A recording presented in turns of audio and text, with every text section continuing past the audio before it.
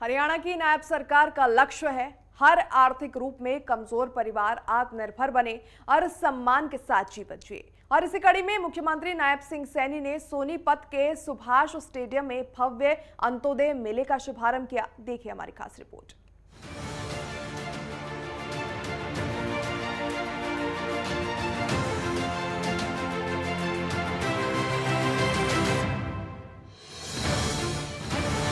अंत्योदय परिवार उत्थान योजना का दूसरा चरण। सुभाष स्टेडियम में अंत्योदय मेले का शुभारंभ। मुख्यमंत्री नायब सिंह सैनी ने किया उद्घाटन। अंत्योदय परिवार उत्थान योजना, जिसका मुख्य उद्देश्य है राज्य के आर्थिक रूप से कमजोर लोगों को सशक्त बनाना। इसी कड़ी में मुख्यमंत्री नायब सिंह सैनी ने सोनीपत के सुभाष स्टेडियम में भव्य अंत्योदय मेले का शुभारंभ किया। इस दौरान मुख्यमंत्री ने विभिन्न विभागों के स्टॉलों का निरीक्षण भी किया और कई लाभार्थियों को मौके पर ही प्रमाण पत्र वितरित किए।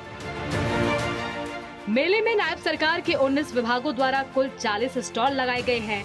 इन स्टॉलों पर अंत्योदय परिवार उत्थान योजना के तहत चिन्हित परिवारों को विभिन्न सरकारी योजनाओं का तत्काल लाभ दिया जा रहा है। सीएम सैनी ने कहा कि हमारा संकल्प है हर गरीब अपने पैरों पर खड़ा हो, सम्मान से जिए और उसका परिवार खुशहाल बने। यही अंत्योदय है। पूरे राज्य में चरणबद्ध तरीके से अंत्योदय मेलों का आयोजन किया जाएगा। हर जिला, हर विधानसभा क्षेत्र में इन मेलों का आयोजन होगा। साथियों, मुझे खुशी है कि देश के यशस्वी प्रधानमंत्री आदरणीय नरेंद्र मोदी जी, जिनके ओजस्वी मार्गदर्शन और पंडित दीनदयाल जी उपाध्याय के अंत्योदय दर्शन पर चलते हुए यह हमारी सरकार का संकल्प है। आदरणीय मोदी जी के मार्गदर्शन में यह हमारा संकल्प है कि समाज का अंतिम व्यक्ति वो उसका जीवन स्तर ऊपर उठाने के लिए हम प्रतिबद्ध हैं। यह हमारी सरकार निरंतर उसको लेकर के काम कर रही है। हमने वर्ष 2021 में मुख्यमंत्री अंत्योदय परिवार उत्थान योजना के पहले चरण का हमने शुरुआत की थी। साथियों, हम सब जानते भी हैं कि किसी भी समाज की मजबूती उसके परिवार की मजबूती तक होती है और उसकी यदि परिवार सुखी है, यदि परिवार स्वावलंबी है और यदि परिवार शिक्षित व सशक्त है तो पूरा प्रदेश अपने आप में समृद्धि की राह गति से पकड़ लेगा। इसी सोच के साथ हमारी सरकार ने यह योजना शुरू की थी। यह योजना गरीब परिवारों को समान अवसर, कौशल विकास, रोजगार, समान और जीवन स्तर में सुधार लाने के लिए एक समग्र ये पहल है।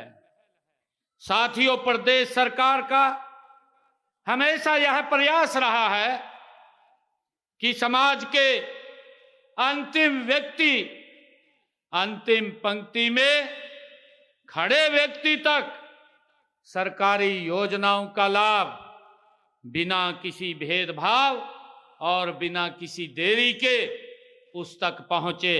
ये हमारी सरकार का कमिटमेंट है।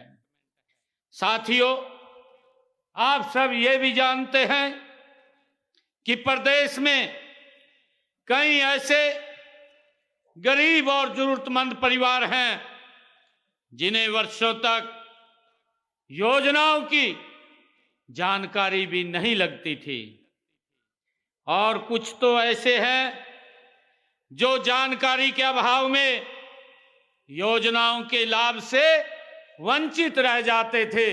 उन तक ये योजना कैसे पहुंचती थी? परंतु यह योजना हमारी ये डबल इंजन की सरकार आदरणीय मोदी जी के नेतृत्व में ऐसे परिवारों के जीवन में बदलाव लाने का ये सामूहिक हमारा संकल्प है। साथियों, इस योजना की सबसे बड़ी विशेषता यह है कि यह योजना परिवारों की क्षमता विकसित करने पर ये बल देती है। इस योजना के तहत उन्हें ऋण और प्रशिक्षण दिया जाता है ताकि वे स्वयं अपने पैरों पर खड़े हो सके। अंत्योदय मेला नायब सरकार की जन कल्याणकारी सोच का सशक्त उदाहरण है। इस मेले में 19 विभागों की 40 स्टॉलों के माध्यम से Ayushman card, ration card, pension स्वीकृति, कौशल प्रशिक्षण, स्वरोजगार ऋण, सिलाई मशीन व कृषि यंत्र अनुदान जैसे लाभ मौके पर ही उपलब्ध कराए जा रहे हैं। मुख्यमंत्री नायब सिंह सैनी द्वारा स्टॉलों का निरीक्षण ये दर्शाता है कि सरकार योजनाओं के प्रभावी क्रियान्वयन के लिए गंभीर है। वहीं ये मेला दर्शाता है कि नायब सरकार विकास, सेवा और सुशासन को हर जरूरतमंद तक पहुंचाने के लिए दृढ़ संकल्पित है।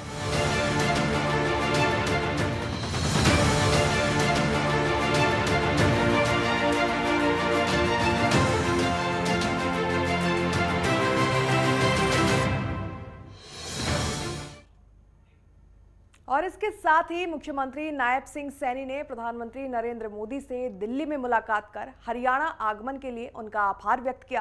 दरअसल मुख्यमंत्री ने बताया कि गुरु तेग बहादुर के 350वें शहीदी दिवस और अंतर्राष्ट्रीय गीता दिवस पर प्रधानमंत्री का हरियाणा आकर नमन करना प्रदेश के लिए गौरव का क्षण रहा। इसके अलावा बता दें कि मुख्यमंत्री ने केंद्रीय गृह मंत्री अमित शाह से भी भेंट की। मुख्यमंत्री ने बताया कि अमित शाह 24 दिसंबर को हरियाणा आएंगे और पुलिस के 5000 नवनियुक्त जवानों की पासिंग आउट परेड में शामिल होंगे।